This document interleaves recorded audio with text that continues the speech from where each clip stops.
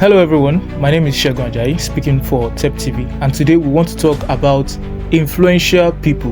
Before we continue, please like, share and subscribe and turn on the notification to know when we release new videos. Thank you very much for supporting Teptv.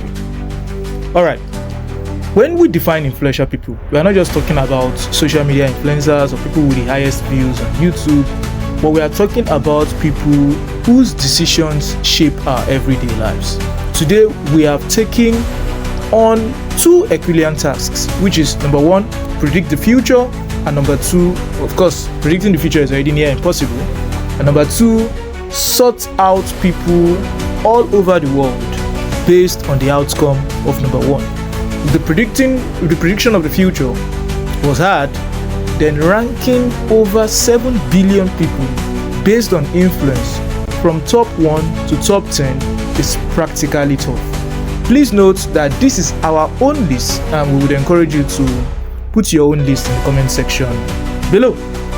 Alright, 10th on our list is Benjamin Netanyahu, who is the current and longest serving Prime Minister of Israel. With the wars between Israel and Hamas, Israel and Hezbollah, and now Israel and the Houthis, whom are all proxies of Iran, by the way, then a lot of the decisions that this man makes will shape the entire Middle East in 2025. Currently, there has been bombing of some parts of Syria since the fall of the dictator Bashar al-Assad, who left the country for Moscow. Last year, Benjamin Netanyahu, or Bibi for short, was able to take out the Hamas leaders and highly influential Hezbollah's leader, Nasrallah. Hezbollah was significantly weakened and Gaza has seen several bombardments, because that wasn't last year. In 2025, this man is likely to push for more, especially with the fact that somebody is coming into the White House. Also, he has an arrest warrant. That's another matter that shows how 2025 is going to be shaped. He has an arrest warrant that was issued by the International Criminal Court for war crimes. But just like another man on this list who is also on the parole, it remains to be seen if he would ever be arrested. Do you think it's ever possible for an American president to be charged or to be issued an arrest warrant by the International Criminal Court? I think it's future impossible things. Anyways, we'll go to the 9th position on our list. So 9th position goes to Mohammed bin Salman Al Saud, or MBS for short. Many of you will be wondering who exactly is this guy. This is the dream-loving crown prince of Saudi Arabia, basically the de facto leader of Saudi Arabia, one of the grandsons of the founder of the Kingdom of Arabia. Of course, we say daydreaming not because he likes to sleep, but because of his highly imaginative ideas, like the big funding of the Saudi Pro League, for those of you who watch football. Of course, like the bid for Saudi Arabia to host the 2034 Olympics, etc. Of course, you know about the different real estate plans, all centered around the fact that he has a vision 2030, which is to diversify the economy of Saudi Arabia. Now, he has aggressively pushed to put the Kingdom of Arabia as a global partner. We don't know what dream he would have this year, because we're expecting him to have another dream. But we won't be surprised if he was hoping to eat breakfast on the moon. Either ways, the decision this man makes affect the world, as Saudi Arabia is still the largest producer of crude oil in the world. 8th on the list is Ursula von der Leyen. That's the first woman on this list and the president of the European Union. In these troubling times, where Europe has to deal with the war between Russia and Ukraine, energy cost has gone up, a likely trade war between the EU and the US, and many more, Ursula's second term might have come at the worst possible time. However, she has insisted that she's up to the task. We expect the German politician to attend to settling quarrels that could be brewing from member states like Ukraine versus Slovakia simply because of the Russia-Ukraine war, and she might also need to do some little support because the supposed big brothers, France and Germany, have internal political issues. In the case of France, there is a tendency that they need to form a government, but they are not able to get a prime minister. In the case of Germany, the chancellor is running a minority government, and there needs to be some level of elections so that we can see if the government can be formed. Now, because the big brothers, France and Germany, and of course the United Kingdom has exited from the EU, there is a need for Ursula to step up, as some of the decisions that she would make would affect the entire geopolitical region. It could not have gotten any other tougher for Ursula. Alright, so we've said about the 10th, we've said about the 9th, we've said about the 8th. The 7th on our list is everybody's bad guy, Vladimir Putin. Putin has always presented himself as a very important person in the geopolitics of the world, and in past years, he would have been higher on this list. If you think his power has reduced, you're actually wrong. It has only strengthened. The reason he is lower is because there are many more powerful men and women who have come into the stage in the last few years. Therefore, however, you need to know that this man is so important because it can literally start World War III, and he has allies to back it up, including China, North Korea, and Iran. These 4 countries coming together is not something anyone should sniff about, because they all rank in the top 10 largest armies in the world, with all the 4 having nuclear arsenal or suspected to have nuclear. Of course, you already know the culprits. Russia has nuclear arsenal, China has nuclear arsenal, Iran is suspected to be able to produce a nuclear bomb, and of course North Korea. We don't even need to talk about those guys. So that's number 7 on our list. The 6th person on our list, we have Ngozi Okonjo-Iweala in 6th position, and for very, very good reason. If the fear of World War III, which is not yet happening, has not started, is so high on our minds, then we need to understand that the trade war that has already begun should be scarier. If one dies through gunshots, then at least you know you were murdered, but dying through starvation and hunger could be the worst.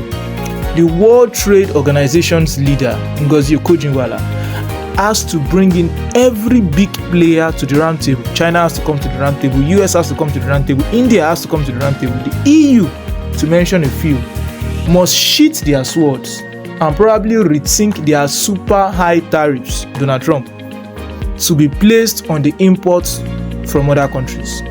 So the Nigerian has to bring all her diplomatic skills. So she has to give one and take one, speak to China, speak to the EU, speak to the US, and find a way to make sure that everybody is ready to be friends again, or else then more people will die from hunger than from bullets. Anyways, we will go to the next person on our list. What is 2025 without AI and Sam Altman? So Sam Altman is 5th on our list. Since the public release of ChatGPT in 2022, the world has experienced change. While we have some drama between the board of OpenAI and the CEO, that's Sam Altman, things have gone back to normalcy. Well, we presume. He has predicted that artificial general intelligence, that's AGI, artificial general intelligence will arrive in 2025, meaning more trouble for regular information systems. So if you are used to building regular information systems and you have not started building AI or AGI, then you probably will be losing relevance in 2025. Of course, we expect that this will take some time, but with this prediction, it means that we can expect AI to be more affordable. That's number 1. Although it will be dangerous in wrong hands. Every single government in the world should be working towards integrating AI because it could determine the next superpowers of the next decade. Yes, when you are talking about nuclear bomb, and has defined who are the superpowers, AI probably will be the next to define superpowers of the next decade. Now, we have looked at the 10th position back up to the 5th position. This is now where things get interesting. We're looking at the top 4 guys, the big boys. 4th on our Second place is Elon Musk. Like him or hate him, but the CEO of Tesla's moves to limelight politics has been in the pipeline for years, and he has used this to set himself as a serious global player in 2025. From his meetings as a serious business owner with President Obama, when SpaceX was trying to push, and his Tesla company, and of course to openly sponsoring the campaign of President Trump. You can indeed say that Musk has made himself not just a rich person, but also a powerful person. Of course, he has also taken advantage with his constant comments on political issues, including his recent remarks about the Reformist Party in the UK having a new leader. Now, his appointment to Donald Trump's cabinet for a new department means he will have a say in the government's expenditure of the most powerful country in the world. So that means that there is a tendency that there will be no freebies from America to any part of the world. So we need to take note. So because of the decisions of this man, there is a tendency that people who were giving aids, the aids might be withdrawn. People who were supported, whether militarily, may also have some troops withdrawn. That's the reason why Elon Musk is second on our list, and that's why you see several world leaders, for example, Giorgia Meloni, who is the new prime minister of Italy. You see some of them, they are having friendship with Trump. They are also trying to have friendship with Elon Musk. First position on our list, that's the most influential person. So our most influential person in 2025, of course, it's Donald Trump. The 47th president, 45th and the 47th president of the United States, having already set shockwaves across the world since the time he won the election. Bitcoin has been going up. Don't have Bitcoin, people can come back. Now, China, of course, has also been on the move. You can see that Ukraine and Russia's war has also intensified the moment this man won the election. He has not been sworn in. So, but the moment he won the election, everybody has started looking like they're trying to make adjustments here, they're trying to make adjustments there, and then of course you can see that a lot of business owners have begun to align. This could affect global markets, especially because of the super high tariffs. If it really brings an end to the Russia-Ukraine war, then it is unclear what will be the gains of Russia beyond land secession. So of course, it's looking like what will end up happening is something that happened in the Korean Peninsula, where there's like a DMZ, like a demilitarized zone, where some of the land that was lost by Ukraine will become a DMZ, where nobody is supposed to cross, more or less.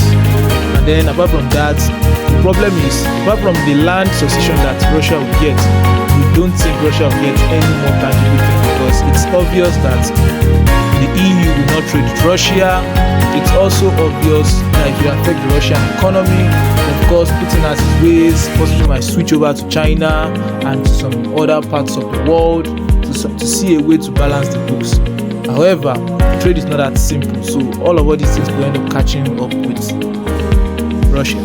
Anyway, back to Donald Trump. We also see that his super high tariffs and the unpredictability of Trump means that Xi Jinping, that's the president of China, needs to start thinking of ways, which he has started doing anyways, of how to handle the situation. Of course, we can see that Xi Jinping also trying to invade Taiwan. It's clear that America will not allow it, and Trump obviously will not allow it, because Canada is another country who is likely to suffer from this man's decisions, as we can already see by the stepping down of Justin Trudeau, the Prime Minister of Canada, for many persons turning against him in his cabinet, even his deputy prime minister resigning, and then you can see that Trudeau is looking like stepping down, let his party get a new leader so that they can go into elections probably in March, April. So a lot of things are going to revolve around this man, and that's the reason why we feel that this man is going to be the most influential person in the world in 2025. And let's not forget the people that we have never spoken about that looks likely to suffer the most from this guy is Iran. Because of course, when he was in power, he bombarded Iran with sanctions which affected their nuclear program and affected their economy. And now Tehran is beginning to have a different body language, saying that they are willing to talk to Donald Trump. I love to Minister of India. With India's greatness showing in the last 10 to 15 years, which actually coincides with the rise of the power of Modi, and their global status now as the 5th largest economy and the fastest growing economy amongst the big economies in the world, then India is nothing to sniff at. Furthermore, the Prime Minister has vowed to follow the campaign of last year. He has vowed to move India from 5th to 3rd because he won the election. So I'm sure he's chasing those targets. Now, this looks like a big promise, but it's not impossible. Why? There are two guys who occupied 3rd and 4th. That's Germany and Japan. Why? Of course, Germany is facing serious economic issues, and growth in Germany, that's if you can call it a growth, the last growth 2%, that was the GDP growth. So Germany has been in stagnation for some couple of years now, and it is not, if you consider the fact that Germany is also facing the energy crisis, where there are high cost of energy. Because of that, firms are shutting down. Their politicians made wrong decisions, or they stopped their nuclear program, and then they relied heavily on Russian energy or the Russian fuel, Russian gas that was coming from Russia. And since the Russia-Ukraine war, they have had to switch from Russia to other means, which has been very difficult and has been costly to the German companies. So we can almost likely expect that India could possibly overtake Japan. However, Japan is a different conversation entirely. You need to understand that while Japan also has good economic issues, it has shown resilience for several years. Of course, we also know that the new president is coming into the White House, and then export-dependent countries like Japan could be having some 1 or 2 bits. But for a country who has seen economic rise for many years and has been consistently among the top 3, top 4 economies in the world for almost a decade, then you can expect that perhaps maybe if 3rd position is not that visible for India, 4th should not be out of reach. Alright, 3rd position on this our list is the president of the 2nd largest economy in the world, Xi Jinping. We were tempted to put this man higher than this, but because of the success or failure of a significant part of the world population. China is a significant part of world population. In short, if you combine China and India together, they are like more than 1/4 of the entire world population. Health-wise, there is a new outbreak happening in China right now, and if Beijing chooses to be careless about it, then we could see a repeat of another 2020 lockdown. Because from recent reports, it has left China, and it's also around some neighboring countries. Yeah, I think some cases were reported in Hong Kong, some cases were reported in Taiwan, and I think some cases were reported in India. But for now, people are told that there's nothing to fear. It's just something that comes along. It's a virus that comes along with winter. But we'll still be keeping eyes on it, because 2020 was a bad year for the world at large. So coming back to China, we understand that Xi Jinping has a lot of decisions to make. Of course, it will be difficult for the US. The other issue that is there is China needs to start looking at where they will sell their imports to. Because with the super high tariffs that the US is proposing, it will be difficult for an export-dependent country like China to survive. The government has refused to increase spending, that's government spending. So thereby you understand that you may not expect so much from that angle. The export is the main thing. They might need to start looking at other places, maybe Africa, South Americas, and the rest of life. The problem is we don't know if the purchasing power of those countries will be able to man up to what is gotten from the USA. Also, one other reason why Xi Jinping is very important is because of his proposal or his thoughts of invading Taiwan. If Xi Jinping truly invades Taiwan, then it will affect the production of semiconductors in the world.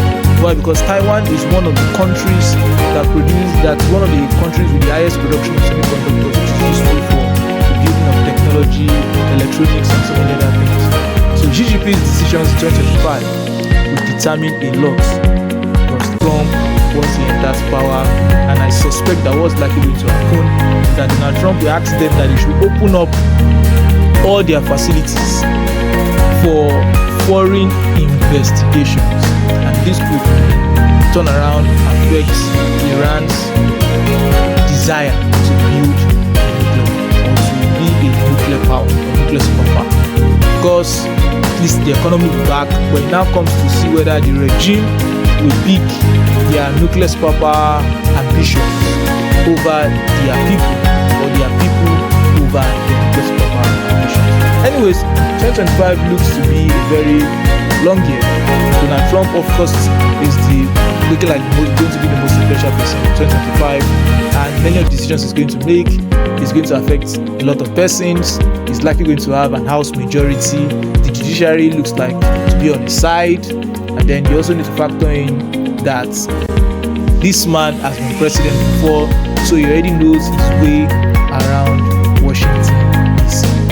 Thank you for sticking with us till the end of this video. Until next video,